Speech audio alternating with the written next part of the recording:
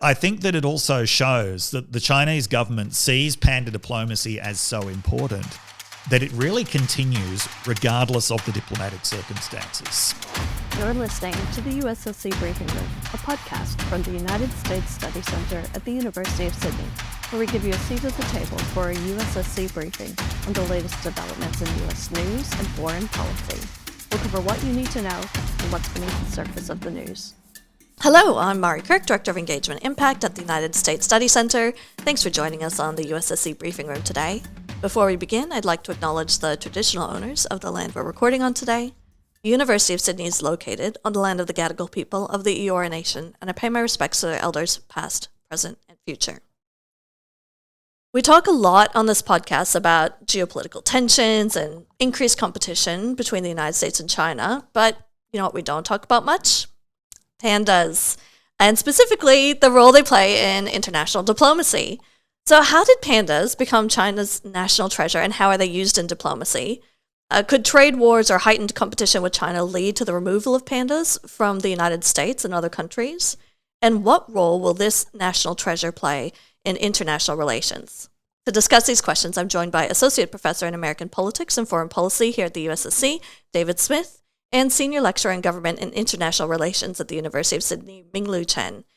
They recently co-authored a new paper in the Pacific Review titled Panda Diplomacy Revisited, State Interests and Public Emotions, and a supplementary op-ed in The Conversation exploring this topic. So David and Minglu, thank you so much for joining me today.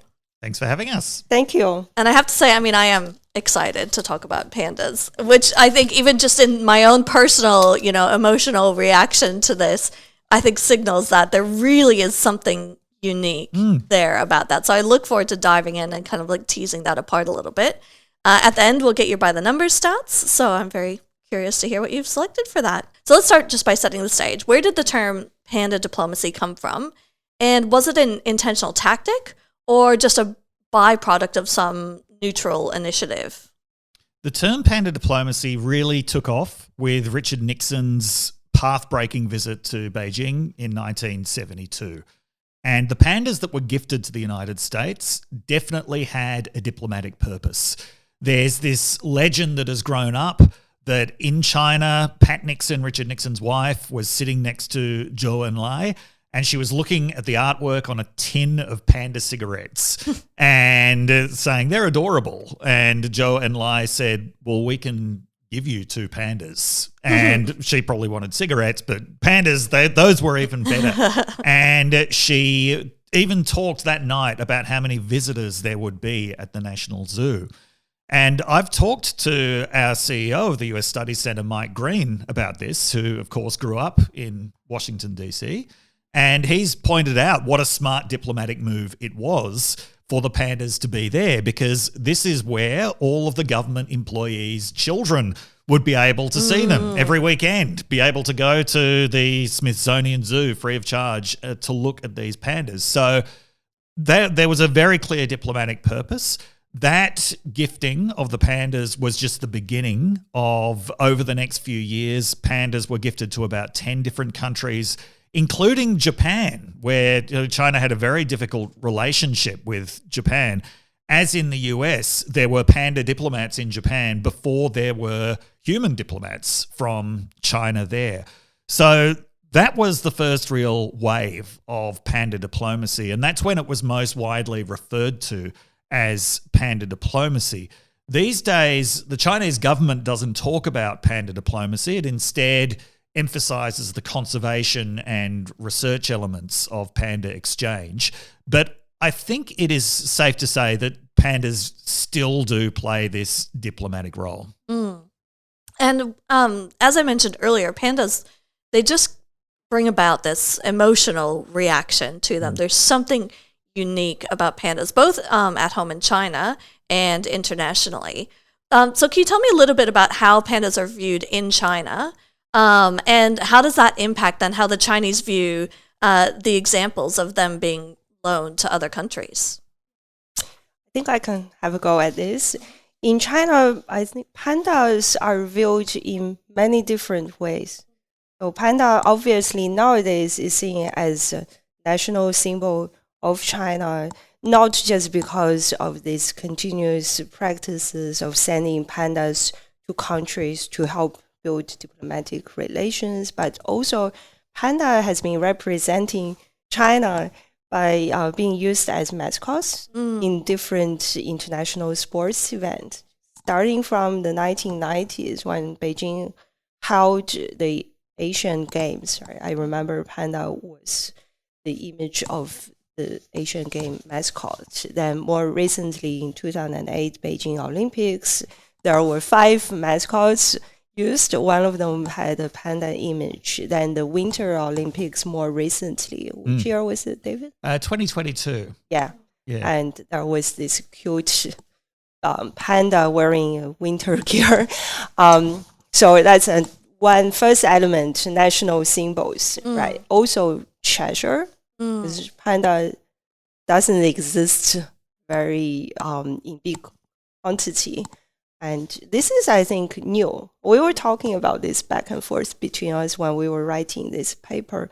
Is how do we understand panda as a rare animal that needs a lot of effort to be reserved? I recalled my childhood experiences in the 1980s when I was growing up as a primary school kid in China. I clearly remember there was this nationwide campaign of saving the pandas who were back then reported to be dying of starvation because one type of bamboo that panda really relied heavily on as a source of food were blossoming and as a consequence dying in big numbers.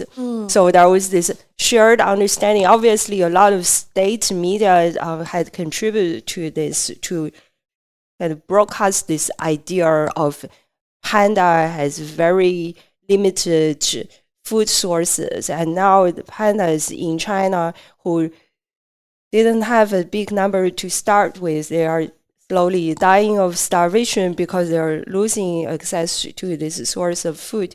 I remember everybody was singing a popular song back then about a panda baby kind of asking their mother about where do we find our food tomorrow for breakfast. So this idea of panda needs to be saved. They are dying slowly and they need human intervention. That is something I think that started because of this bamboo blossoming incident in the early 1980s. So this idea really was driven home by all this giant force of media, pop culture, so on and so forth. Then pandas are celebrities in China. So when we talk about pandas, we kind of see them as a group. But actually in China, when we were visiting last year, where we went to this panda reservation base, right? Every single panda has got their distinctive features written out outside their residence, and also every panda has got a name. So they're actually treated as celebrities. We have got people coming to see pandas, but they clearly were able to name all these animals that look very similar, right? But people were able to tell this one is Huahua, this one is Huahua's brother. So that's one other element. And because panda is a very distinctive feature, the round look and just this round cuteness, somehow attract a lot of attention from commercial side. Right? There are a lot of panda featured toys, and panda, because of this association between pandas, toys, and children, panda also are seen as not just animals, but animals that behave like children. So, and would kids then have their favorite panda celebrity? Do they get attached to individual ones, or the toys branded with specific identities?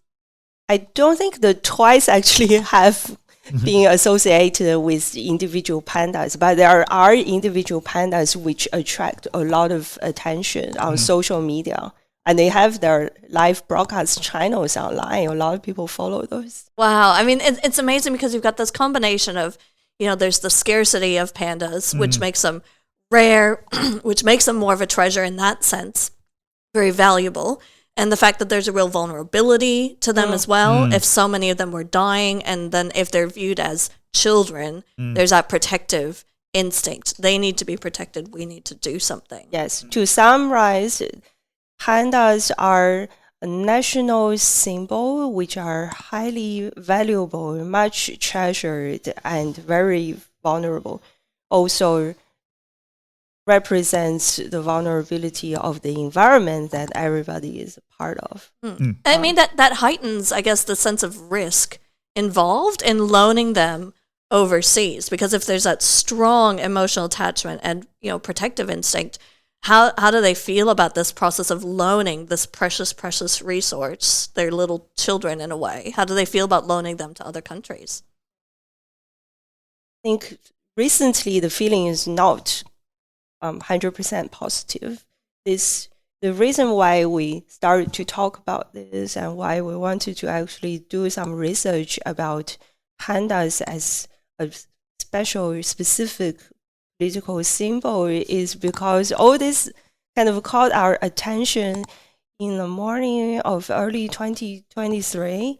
I just all of a sudden started to read about two suffering pandas, obviously very sick and unwell in Memphis, Tennessee, who were on this arrangement of 20-year lease to Memphis Zoo. Then this photo, there were a lot of photos of these two obviously unwell pandas being circulated everywhere online, which caught a lot of attention among the Chinese social media users. Then I fact-checked with David. I asked David, do you see, when you were reading about U.S. politics, do you see much mentioning of these two pandas on the U.S. side? Yeah, what did you find? Well, no. Apart from in the Memphis media covered it. The Memphis Commercial Appeal had quite a few articles. But interestingly, it was an American animal rights group that drew attention to this in the first place. So it was a group called Panda Voices that was associated with another broader American animal rights group, who their position is pandas shouldn't be outside of China at all because they get mistreated in zoos. And so they were posting these pictures of these sick pandas, missing patches of fur, looking very thin, the fur looking dirty. I mean, we've learnt subsequently that this is often how older pandas actually look.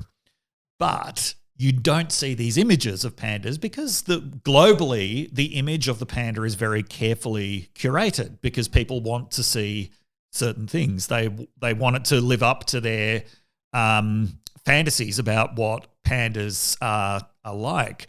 And I mean, to go back to how pandas are seen in China, we talked to a panda researcher who was saying that people get very upset when their understanding of the idyllic world of these pandas gets interrupted in some way. So one of the most famous panda celebrities, Hua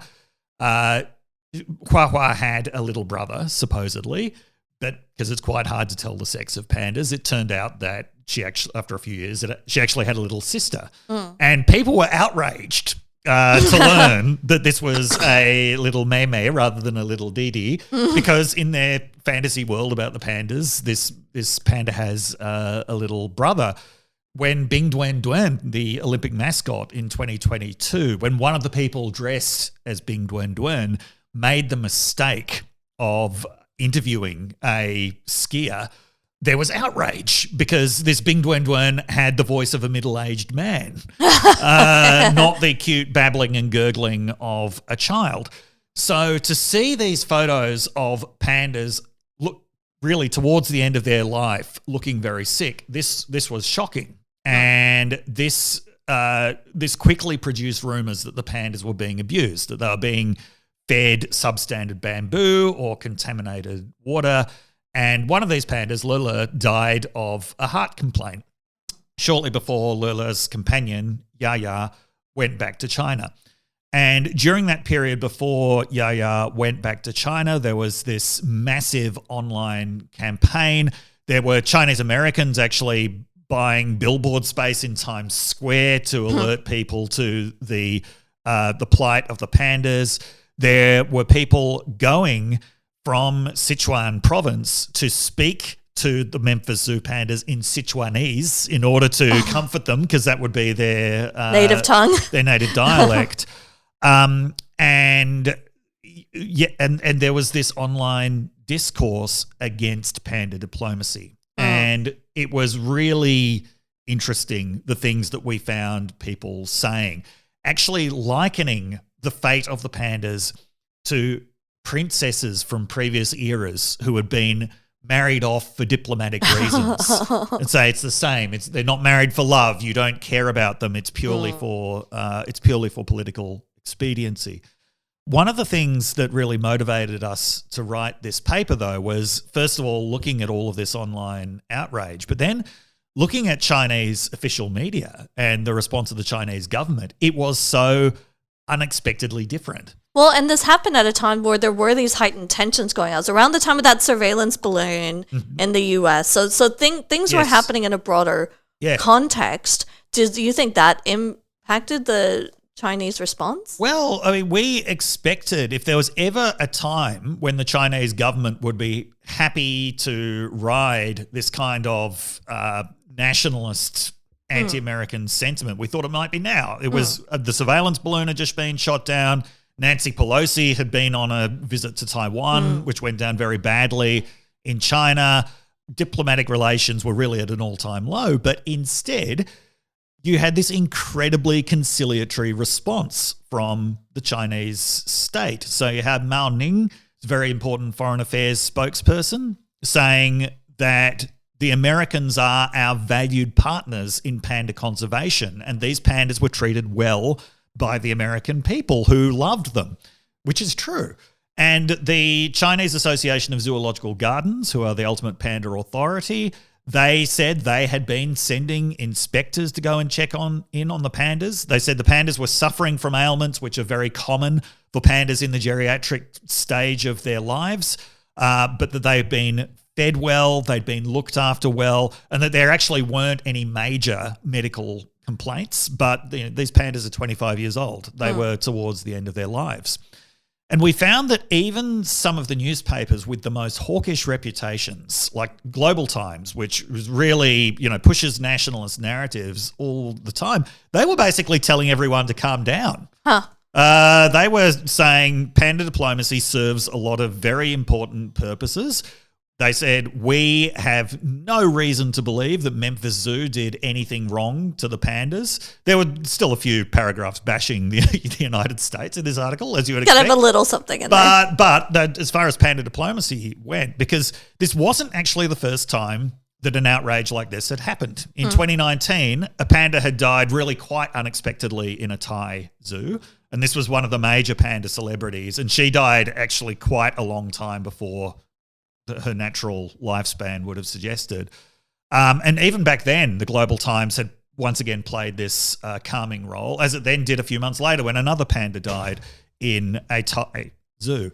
So what we saw from this was that in the midst of all this online nationalist outrage, the state's response and the response of state-linked media was to calm things down. But not in a very direct manner. I don't think the state media actually speaks directly to the angry Chinese internet social media users, but they try to cover the panda incident with this tone, very much a matter-of-fact tone. It's focusing on the facts. Well, we have checked the pandas; they have been given proper care. The diet is okay. Their health status is fine. What you are seeing is a panda aging that is quite common, and these pandas are at this age, which is very senior for a panda's lifespan. Then there are also official media outlets, but not at the national level, but at the subnational level. There are some very popular media outlets, they publish stories in a kind of very subtle way, reminding people of the significance of panda diplomacy, how in the 1970s, China sent 2 pandas to Japan, how well these 2 pandas were received and cared for by Japan, by the Japanese people, how that has really helped build this positive relationship between the Chinese people and the Japanese people, how hard it is to look after pandas. So any foreign zoo that has been bestowed this very important responsibility of looking after 2 pandas loaned by China, they actually have to devote a lot of resources to these pandas. So there are stories about how Qatar built the biggest panda pavilion in the world, how much money it has cost, how a French zoo had to source out all possible bamboo species just to taste which one are the favorites of the pandas. So most international zoos actually lose money on pandas, but they will do anything to get them because of the prestige that is associated with having pandas. But they are incredibly expensive animals to look after. Yeah. So these news stories don't say, we're not sending out pandas as ancient time princesses on a diplomatic marriage arrangement. They don't really address these kind of concerns, but they remind people, right? Pandas are treated very well by the foreign recipients. Yeah. And also it is a very important thing for us to do. Yeah. I mean, their major public reason for sending pandas to other countries is we learn and exchange conservation techniques. And it's not just about the conservation of the panda, it's about the conservation of all wildlife. And certainly scientific researchers we've spoken to, they take this element of it very, very seriously. And it sounds almost like a little bit of the difference in approach to, almost a globalist view of panda conservation versus, a nationalistic, just, China is there, that tension that we're like, China should do this alone. China alone can look after the pandas versus, no, we need to bring the whole world together in panda conservation. So that's an interesting dynamic. You've talked a bit about, so there's the conservation element. Is there anything else with the diplomatic element of loaning out pandas to other countries? Is there anything that could be achieved through the soft power that comes from that? That might be different than what you see in things like the Belt and Road Initiative with, developing infrastructure projects or development aid, things like that. Yeah, well, I mean, soft power is a very interesting thing because it's not targeted at these very specific transactional purposes. It's about building relationships. It's about building warm feelings, and it's about building cultural acceptance. And we think that really pandas are the greatest source of soft power that China has. It doesn't have so many other sources of soft power available to it, certainly compared to the United States, which has Hollywood, which has the world's biggest music industry, all of that stuff that creates cultural acceptance. Even compared to other Asian countries, China doesn't have the kind of global film industry of India. It doesn't have the global music reach of South Korea. It doesn't have the general sort of cultural cachet that Japan has in Western countries. But what it does have is pandas, along with a couple of other things, interestingly, video games. Chinese-made video games are becoming very, very, but that's more recent. China, and Labubu, of course, has been in the news a lot recently. Neither of us really understand that one. But pandas, for more than 50 years, have really created warm feelings towards China. Maybe not even towards China, but it's definitely it hasn't created to a large extent negative feelings. Absolutely. Right? That's important. Yeah, and I mean Kung Fu Panda, which I only saw recently for the first time. So that was the first one, came out in 2008, which I think is in many ways kind of the height of certainly of China-US easing of tensions around the Beijing Olympics. And I remember Minglu telling me Kung Fu Panda is a much better representation of Chinese culture than Mulan or a lot of other things that come out of Hollywood. And this film was actually really liked in China because it made serious attempts to represent aspects of Chinese culture. And when we were in Sichuan last year, when we were doing our visit to the panda reservation base, we actually saw there were panda images used everywhere. They were like toys, they were pictures, they were statues. One of the images actually was Kung Fu Panda. Yes, yeah. Wow. So that's a little bit of an Inception version of the soft power. If you've got like this American representation of this Chinese icon then being, replicated in a, Chinese sanctuary for protecting pandas. If you've got the American influence coming back, and that's really interesting. I would say so. There's over the last couple of years, though, there was a lot of speculation about whether pandas had some kind of direct transactional purpose. And that was because from 2023 onwards, a lot of pandas went back to China at the end of their loans from the US, the UK, Australia in 2024. And because there were, nearly all of these countries were at diplomatic low points with China during this period, there was speculation, is panda diplomacy over? Are these pandas being withdrawn and not coming back?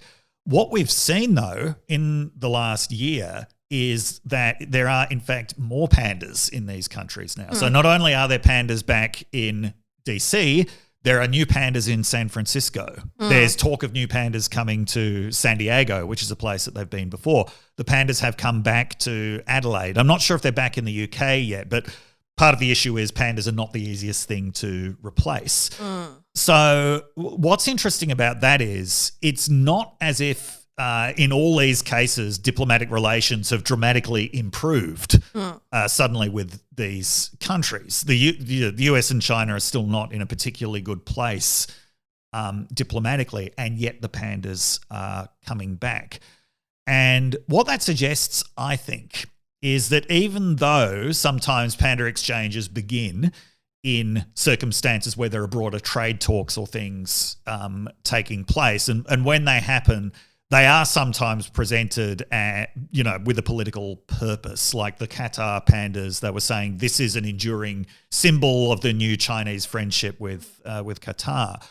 But I think that it also shows that the Chinese government sees panda diplomacy as so important that it really continues regardless of the diplomatic circumstances. So, yes, Australia's relationship with China improved and we got new pandas in Adelaide, but the US situation didn't really improve and they got 2 new pairs of pandas. So I think that's how important panda diplomacy actually is, that it continues even when transactional logic would suggest that it wouldn't. That's a really interesting dynamic. And it's interesting in the context this year because one thing in Australia we're seeing a lot is the kind of comparison of Australia's relationship with the United States versus Australia's relationship with China. So there's a lot of, tumult happening in the relationship with the United States at the moment. And then we've seen Prime Minister Albanese recently take a trip to China for a few days. And of course, as part of that, was going to visit the pandas, which, from the video footage from that, he seemed to delight in that, as everyone does. And certainly Xi Jinping seems to be taking a much more welcoming approach toward Australia at the moment. So how do you think efforts like these, like Albanese's trip to China, change relations in terms of this dynamic between Australia and the United States, Australia and China?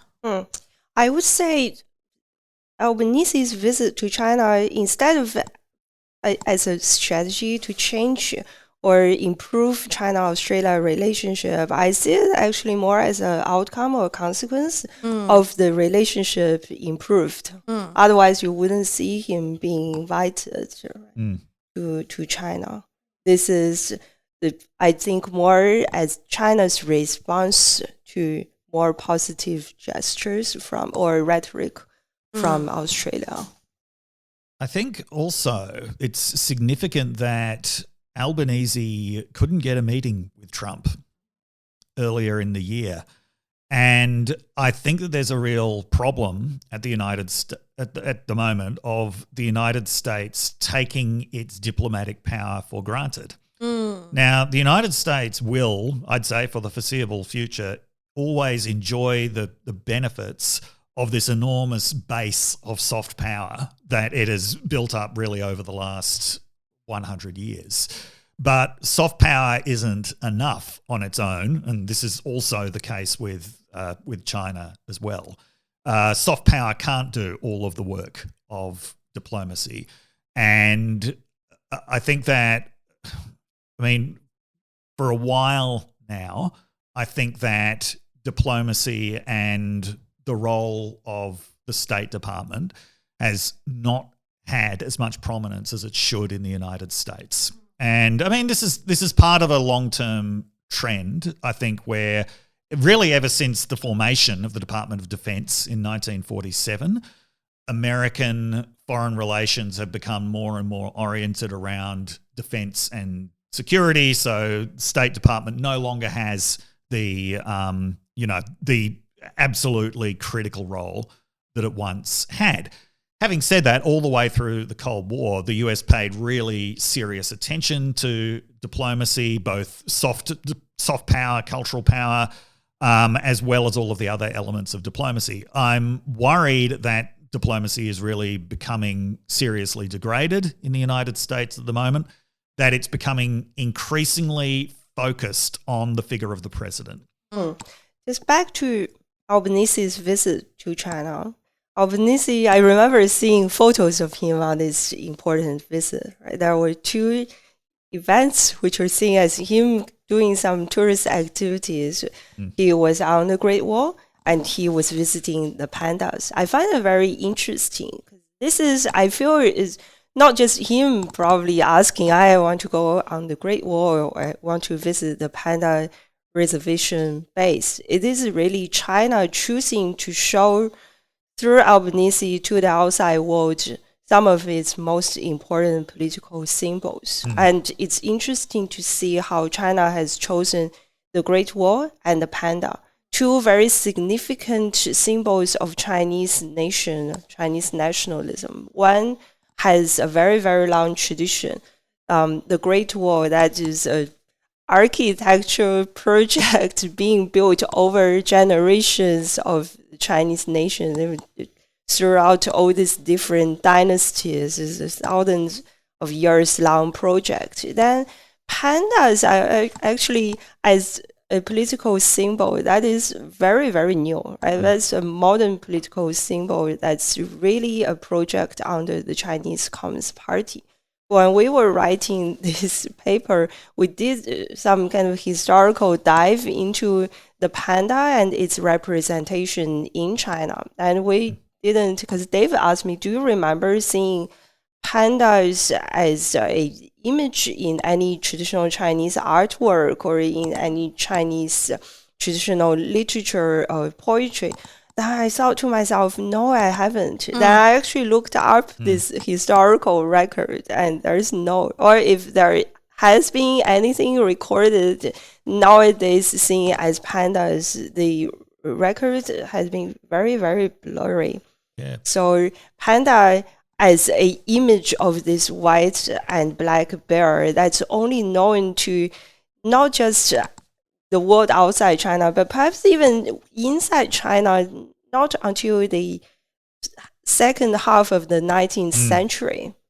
Right. So this is an animal, I'm sure, which has existed for 2 to 3 million years, but they are very good at hiding themselves and they live in this very mountainous areas, very hard for people to reach.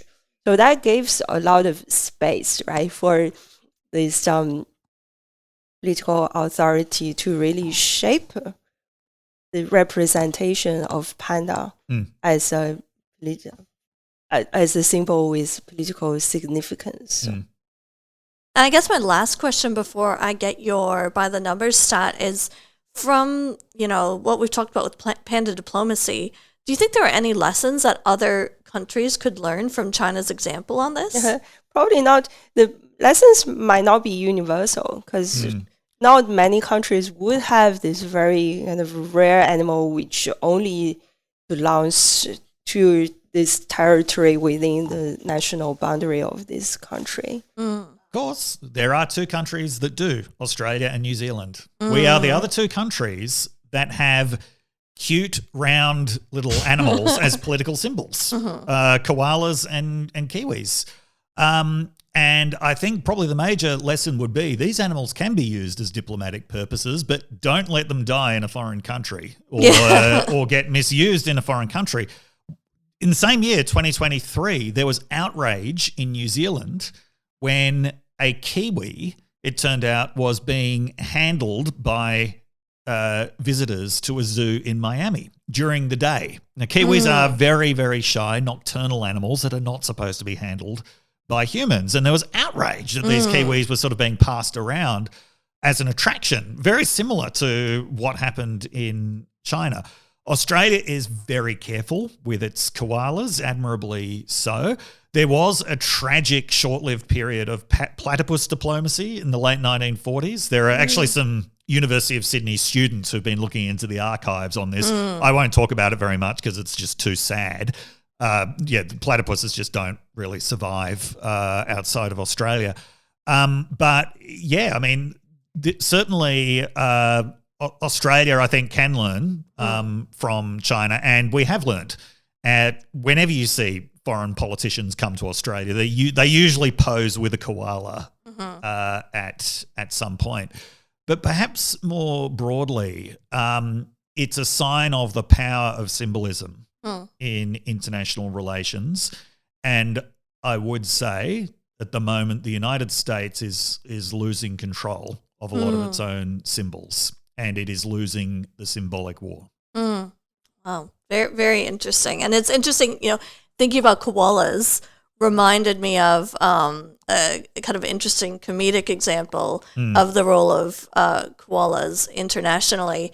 And that was this kind of dynamic that happened between the actor Russell Crowe and the comedian John Oliver, who hosts a TV show in America. And John Oliver did this thing where he had, kind of to make fun of Russell Crowe, had bought from the movie Cinderella Man, where he played a boxer, he bought his jockstrap. So to get back at him, because Russell Crowe was, involved with animal conservancy in Australia, he renamed this Australia Zoo Wildlife Hospital the John Oliver Koala Chlamydia Ward, because and similar to pandas, koalas are suffering from widespread chlamydia, which is wiping out large populations, and so many of them are suffering from that. So there is a vulnerability there that is similar to what we see with pandas. I spoke to an evolutionary nutritionist once about all three of these animals, that he said, in evolutionary terms, none of these animals should even exist. They're so poorly adapted, but yet they have existed for such a long time. I mean, pandas are really remarkable because they're carnivores who vegetarianized themselves. I read somewhere that's because they actually cannot taste the flavor of meat, so they have become vegetarian. Yeah, there's been a lot of research done on this because there's this really kind of interesting evolutionary mystery. And one of the results of this is pandas are often salt and iron deficient. So one of the few contacts that pandas would have with humans through most of their existence would be in these mountainous villages. They'd sometimes enter the village, break into someone's kitchen, and lick their cooking pan. Or eating the iron nails on the town's the door to a town's gate. So they became known as iron-eating beasts. Very different from the image that they have now, but yeah, that was the ancient sort of understanding of pandas. The ancient understanding of pandas. If these different images of animals were actually what we see as modern pandas, it was an animal that was associated with strength, fierceness. So interesting. Wow. Well, thanks so much for taking me through this. I've learned a lot from this discussion. So I'd love to get your by the number stats. What do you have for us? Who wants to go first? I My number is 3. Okay. It explains, I think, to a large extent why pandas are a rare animal. Female pandas are fertile only 3 days a year. Really? Yes. Oh my goodness. That's unbelievable. Speaking of the evolutionary aspect of why pandas shouldn't exist, I think that point right there, only 3 days a year. Yeah. That is remarkable. And wow, okay. That would make it very hard for them to really multiply and increase their population. Yeah. Really, really hard. Wow. Fascinating. How about you, David? What do you have for us? My number is 4. Okay. Pandas have the 4th hardest bite of any animal in the world. Really? And by mass, they have the hardest bite. Once again, this is not really in keeping with our image of pandas as these soft, cuddly Little toys, little childlike toys. little children. Chomp. And when you see, teenage pandas play fighting with each other, you just think these animals could not harm anybody. They can't even harm themselves because you see them fall off trees all the time, but they're so round that it doesn't hurt They them. just roll. But as a panda researcher in Chengdu told us, these are wild bears. She said she feels nervous if she's in an enclosure with the pandas because they are wild bears that would have the capability to kill. But she also said jaws. she found it really hard to educate the public about this fact. Because it's all this commercialization of pandas as toyish little round cute animals made it very hard, right? People watch these pandas live on the broadcast channels and they have questions about why are these pandas fed the stalk of bamboos? Shouldn't they be given apples or bamboo shoots, something soft, something yummy to eat? So they actually, the force of panda commercialization and this national, even global awareness of pandas as a rare animal that needs additional care has got in the way of panda conservation. So the people actually are telling scientists what to feed to pandas. Wow. Okay. Well, thank you so much for taking me through all of that. Really, really interesting. And just as we wrap up, I'd like to point out a couple of other podcasts that may be of interest to our listeners. So our CEO, Dr. Michael Green, hosts the Asia Chessboard podcast. And I'd also recommend checking out our USSC Live podcast series that runs recordings from our major live events. You can find these on our website at ussc.edu.au or wherever you get your podcasts. And if you're listening on Apple or YouTube or Spotify, please do subscribe so you don't miss an episode coming up. Thank you so much, David and Ming Lu. Thank you so much for joining me.